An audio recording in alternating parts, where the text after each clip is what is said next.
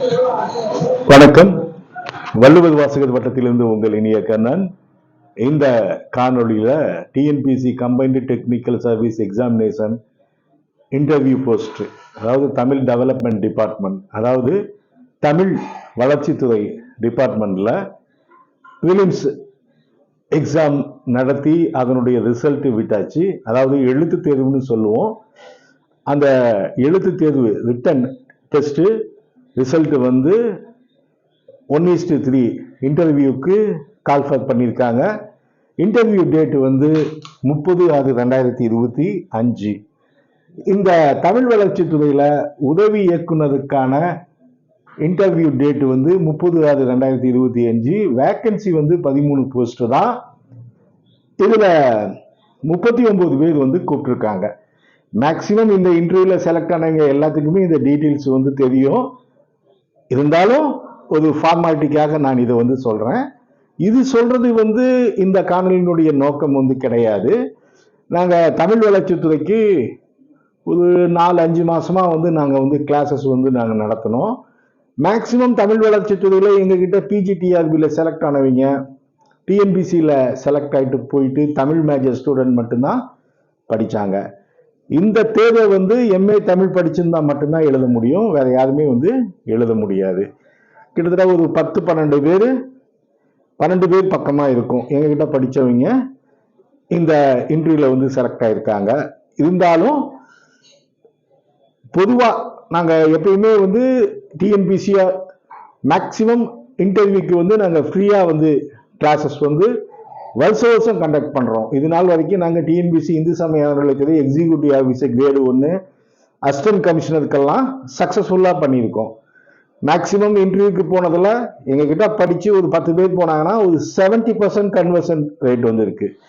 எப்படி இன்டர்வியூல வந்து பர்ஃபார்ம் பண்றது அப்படிங்கிறத நேர்முக தேர்விற்கான இலவச ஆன்லைன் பயிற்சி வகுப்பு, நேர்காணலில் வெற்றி பெறுவது எப்படி, அதாவது இது கிட்டத்தட்ட வந்து உங்களுக்கு வந்து 450 மார்க் வந்து உங்களுக்கு ரிட்டன் டெஸ்ட்ல வந்து எடுத்துக்குவாங்க.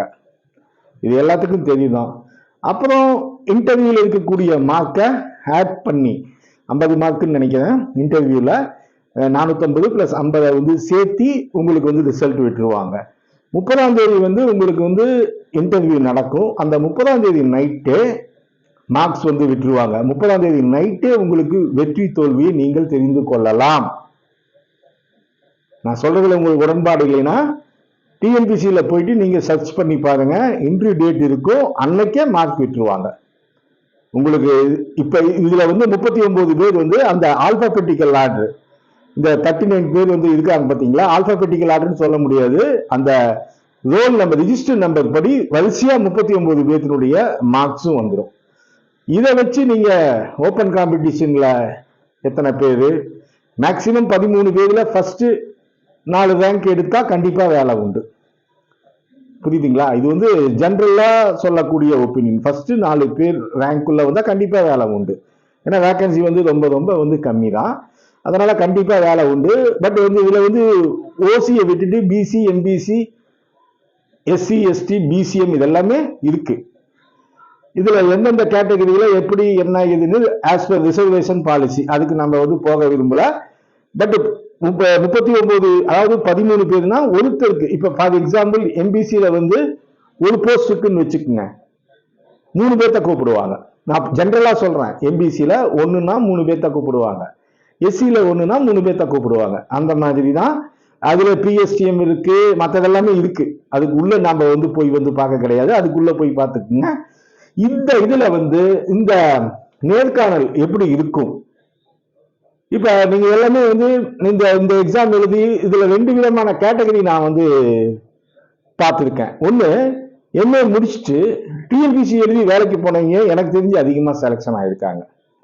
ஐ மீன் டிஎன்பிசி எழுதி விஓவா இருக்கவங்க, ரெவென்யூ டிபார்ட்மெண்ட்ல ஒர்க் பண்றவங்க, கமர்ஷியல் டாக்ஸ்ல இந்த மாதிரி இருக்கிறவங்க போயிருக்காங்க. அவங்களுடைய ஸ்ட்ரென்த் வந்து டிஎன்பிசிக்கே படிச்சவங்க, அதனால ஜிகே நல்லா அடிச்சுட்டு வந்து போயிருக்காங்க. இப்போ எங்க இதுல கூட ஒருத்தர் வந்து, ஏன்னா கவர்மெண்ட் ஸ்டாஃபா இருக்காருன்னா நான் பேர் சொல்ல விரும்ப கிடையாது, அவங்களே வந்து 2-3 பேர் வந்து டிஎன்பிசி ஹேண்ட். சிலர் வந்து தமிழை மட்டுமே நம்பி டிஎன்பிசியை நான் எழுதுனது இல்லை, எங்ககிட்டே இருக்காங்க. டிஎன்பிசி சுத்தமா ஒரு எக்ஸாம் கூட எழுதாம வெறும் தமிழை மட்டும் நம்பி 200 கேள்விக்கு 180 எடுத்து செலக்ட் ஆனவங்களும் இருக்காங்க. இப்ப என்னன்னு வந்து பாத்தீங்கன்னா, இது ஜிகேல 150, தமிழ்ல வந்து 300 மார்க், மொத்தம் 450க்கு யார் அதிகமா எடுத்தாங்க அதை வச்சுதான். பட் இன்டர்வியூ மார்க்கு ஆட் பண்ணிட்டு தான் உங்களுக்கு ரிசல்ட் வந்து விடுவாங்க. சரி, இதெல்லாம் வந்து உங்களுக்கு மேக்சிமம் தெரிஞ்சிருக்கும். நாங்க வந்து என்ன பண்ண போறோம், சரி இந்த இன்டர்வியூல எப்படி கேள்வி கேட்பாங்க, இதுதான் உங்களுக்கு தேவையான விஷயம். இப்போ வந்து இந்த போஸ்ட் வந்து உதவி இயக்குனர் தமிழ் வளர்ச்சித்துறை, நல்லா ஞாபகம் வச்சுக்கோங்க. இப்போ வந்து இப்போ நீங்க டிஎன்பிசியில் இன்டர்வியூக்கு போயிருந்தீங்கன்னா உங்களுக்கு தெரியும். இப்போ நீங்க குரூப் 2ல வந்து இன்டர்வியூக்கு போறீங்க, குரூப் 1ல இன்டர்வியூக்கு போறீங்க அப்படின்னா மேக்சிமம் ஜெனரல் நாலேஜ் ரிலேட்டடா இருக்கும். நீங்க என்ன டிகிரி முடிச்சீங்களோ அதுல இருந்து கொஸ்டின் வரும்.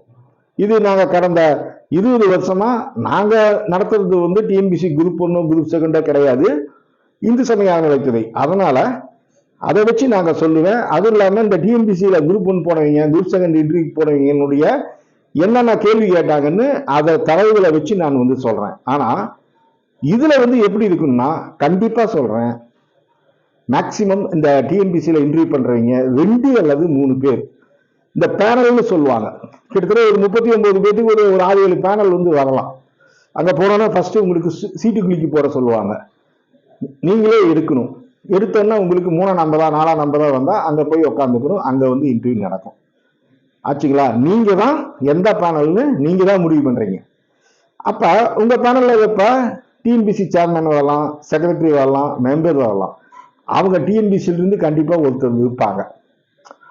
அடுத்தது தமிழ் அறிஞர்கள், ஒரு கல்லூரியில பேராசிரியர் இல்லைன்னா பணி ஓய்வு பெற்றவர்கள், இவங்க வரலாம். கொஸ்டின்ஸ் வந்து எப்படி இருக்கணும் அப்படின்னா, இந்த டிஎன்பிசி செக்ரட்டரி சேர்மன் இவங்கெல்லாம் வந்து ஜிகே கேட்கலாம். பட் தமிழ் ஆசிரியர்கள், அதாவது தமிழ் ஆசிரியர்கள், தமிழ் பேராசிரியர்கள், தமிழ் அறிஞர்கள், தமிழ் நிபுணர்கள், இவங்க முழுக்க முழுக்க தமிழ்ல தான் வரும் கேள்வி வரும். நீங்க வேணா போய் பாருங்க, இன்டர்வியூ அட்டன் பண்ணி அதிகமாக ஒரு 10 கேள்வி கேட்கலாம்னு வச்சுக்கோங்க, 7 அல்லது 8 கேள்வி தமிழ் சம்பந்தப்பட்டதே வரும். சரி, தமிழ் சம்பந்தப்பட்டதுன்னா எதுல சார் கேட்பாங்க அப்படின்னு நீங்க நினைக்கலாம்.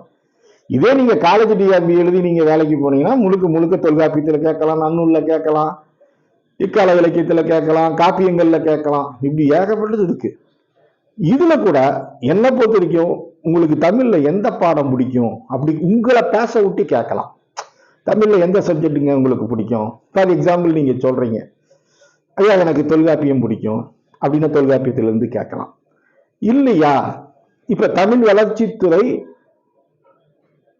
அந்த துறை வந்து அதனுடைய சிறப்புகள் என்ன, விருதுகள்லாம் கொடுக்குறாங்க பாத்தீங்களா, தமிழ் வளர்ச்சித்துறை விருதுன்னு வருது, அது யார் யாருக்கு கொடுக்குறாங்க, இது எல்லாமே வந்து பாருங்க.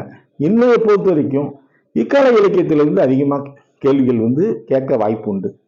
ஏன்னா தமிழ் வளர்ச்சித்துறை விருதுகள் எல்லாமே, இன்னைக்கு கொடுக்கக்கூடிய விருதுகள் எல்லாமே பழைய ஆளுங்களுக்கு, இளங்கோவடிகளுக்கோ, சீத்தலை சாத்தனாருக்கோ, கம்பருக்கோ, திருத்தக்க தேவருக்கோ, தொல்காப்பியருக்கு, பவனந்தியாருக்கோ கொடுக்கறது இல்லை. இன்னைக்கு தற்காலத்துல யார் யாரு, இதெல்லாம் நீங்க ஃபிங்கர் டிப்ல தெரிஞ்சுக்கணும். இன்னைக்கு இருக்கக்கூடிய எழுத்தாளர், அது ஆணா இருக்கட்டும் பெண்ணா இருக்கட்டும், இப்ப இன்னைக்கு இருக்கக்கூடிய இக்கால இலக்கியம் வந்து பல்வேறு ட்ரெண்ட்ல வந்துடுச்சு. நீங்க தமிழ் இலக்கிய வேலையில மூவா புத்தகத்திலேயோ, தமிழனல்லையோ, இது மதுசாவில இல்லாதவை எல்லாமே கரண்ட்ல ஏகப்பட்ட பேர் சிறுகதை எழுத்தாளர்கள் அதிகமா இருக்காங்க. கவிதைகள்லாம், புது கவிதைகள்லாம் பல்வேறு ட்ரெண்ட்ல போயிடுச்சு. ஹைக்கு இருக்கு, சென்ட்ரியோ இருக்குது, இப்போ புதுசு புதுசா வந்துடுச்சு. அதே மாதிரி எழுத்தாளர்கள் வந்து பொது உடைமை எழுத்தாளர்கள், திராவிட இயக்க எழுத்தாளர்கள், அப்புறம் இது தலித் எழுத்தாளர்கள், இப்படி வந்து எழுத்தாளர்களே சிறுகதையோ நாவலோ இருக்கட்டும் இப்படி வகைப்படுத்தப்பட்டிருக்காங்க. இவங்களுக்கு தான் இன்னைக்கு வந்து கொடுக்குறாங்க. அதாவது உங்களுக்கு மேக்சிமம் அந்த சாகித்ய அகாடமி, ஞானபீட விருது, தமிழ் வளர்ச்சித்துறை விருது, உலக தமிழ் ஆராய்ச்சி நிறுவனம், இப்படி தமிழுக்காக தொண்டு செய்யக்கூடிய நிறுவனங்கள் தமிழகத்துல என்னென்ன இருக்கோ அதை பத்தி கேட்கலாம். இன்றைக்கு இருக்கக்கூடிய எழுத்தாளர்களை பத்தி கேட்கலாம். உங்களுக்கு தமிழ்ல வந்து எந்த இது பிடிக்குது அதை பத்தி கேட்கலாம். தமிழ் ஆய்வுகள் வந்து அதே தொல்லியல் துறையை பத்தி கேட்கலாம். கீழடியில நடக்குது, ஆதிச்சநல்லூர்ல நடக்குது, இன்னைக்கு ஏகப்பட்ட இடத்துல தொல்லியல் ஆய்வுகள் இருக்கு. இதெல்லாம் நீங்க ஃபிங்கர் டிப்ல வச்சிருந்தா கண்டிப்பா நீங்க இன்டர்வியூல முழுமையான மதிப்பெண் பெற்று கண்டிப்பா வேலைக்கு போயிடலாம். இதை நாங்க வந்து கிட்டத்தட்ட 14ஆம் தேதியிலிருந்து வர திங்கட்கிழமை 16/6/2025 இருந்து இன்டர்வியூ வந்து உங்களுக்கு 30ஆம் தேதி. ஏன்னா இந்த சண்டே எல்லாம் நீங்க இன்டர்வியூக்கு கிளம்பிடுவீங்க, சென்னை போயிடுவீங்க. கிட்டத்தட்ட வந்து ஒரு 15 நாள் உங்களுக்கு நாங்க நைட்டு 9:00 10:00 வரைக்கும் ஃப்ரீ தான். இதுக்கெல்லாம் ஃபீஸ்லாம் ஒண்ணுமே கிடையாது. இந்த 31 செலக்ட் ஆனவங்க மட்டும்தான் சார் இது கிடையாது. நீங்க வந்து கண்டிப்பா உங்களுக்கு நாங்க ஹெல்ப் பண்றோம். வள்ளுவர் வாசகர் வட்டம், அடிக்கடி நான் சொல்லுவேன், வள்ளுவர் வாசகர் வட்டம் உங்களுடைய வெற்றிக்கு வழிகாட்டும். இது 100க்கு 100 உண்மையான வார்த்தை. ஏன்னா இது வந்து இதயத்திலிருந்து வரக்கூடிய வார்த்தை, வாயிலிருந்து வரல. அதனால இந்த வாய்ப்பை நல்லபடியா நீங்க பயன்படுத்திக்கலாம். பாருங்க, இதுதான் என்னுடைய வாட்ஸ்அப் நம்பர் 9025420905. நீங்க உங்களுடைய பெயர் போட்டு தமிழ் வளர்ச்சித்துறைன்னு போட்டு உங்களுடைய ரெஜிஸ்டர் நம்பரை வந்து போடுங்க. நாங்க வந்து உங்களுக்கு கிளாஸஸ் வந்து நாங்க வந்து கொடுக்குறோம். அதே மாதிரி பிஜிடிஆர்பி தமிழ் ஆன்லைன் கிளாஸ் நாங்க இப்போ எடுத்துக்கிட்டு இருந்தோம். உங்களுக்காக நான் சொல்ல கிடையாது, உங்களுடைய நண்பர்கள் இருந்தா ரெஃபர் பண்ணுங்க. எது இருந்தாலும் வந்து நீங்க போன்ல வந்து கேட்கலாம். நாங்க கிட்டத்தட்ட ஒரு 15 நாள் எப்படி படிக்கணும், எந்த மாதிரி படிக்கணும், எந்த மாதிரி ட்ரெஸ் போடணும், எப்படி நீங்க கம்யூனிகேட் பண்ணணும், உங்களுடைய பிரசன்ஸ் ஆஃப் மைண்டை யூஸ் பண்ணி எப்படி நீங்க பதில், எல்லா கைட்லைன்ஸும் உங்களுக்கு பண்ணுவோம். புரியுதுங்களா? எந்த டவுட்டா இருந்தாலும் கேட்டுக்கலாம். கரெக்டா 1 மணி நேரம், ஒரு 10-15 நாள் பக்கமா உங்களுக்கு சொல்லி தந்துடுறோம். அதனால இந்த நல்ல வாய்ப்பை நீங்க வந்து பயன்படுத்திக்கங்க. நன்றி, வணக்கம். எப்பொருள் யார் யாய்வாய் கேட்பினும் அப்புதல் மெய்ப்பொருள் காண்பது அறிவு.